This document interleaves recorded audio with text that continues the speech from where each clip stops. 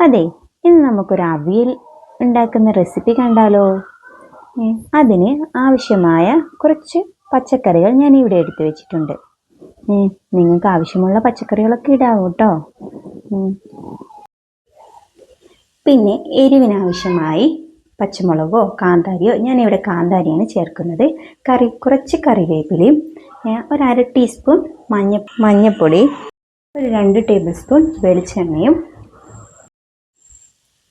ആവശ്യമായ ഉപ്പും, അത് വേവാൻ വേണ്ടി ആവശ്യത്തിന് വെള്ളവും ഒഴിച്ച് അടച്ചു വയ്ക്കുക.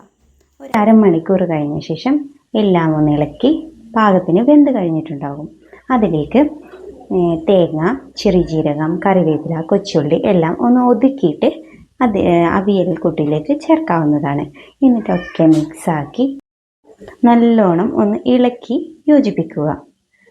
ഇനി ഫ്ലെയിം ഒന്ന് കുറച്ച് വെച്ച് അതിലേക്ക് പുളിക്കാവശ്യമായ തൈര്, പിന്നെ കുറച്ച് കറിവേപ്പില ഒക്കെ ചേർത്ത് ഇളക്കി ഒന്നും കൂടി യോജിപ്പിക്കുക. നമ്മുടെ അവിയൽ തയ്യാറായിട്ടോ.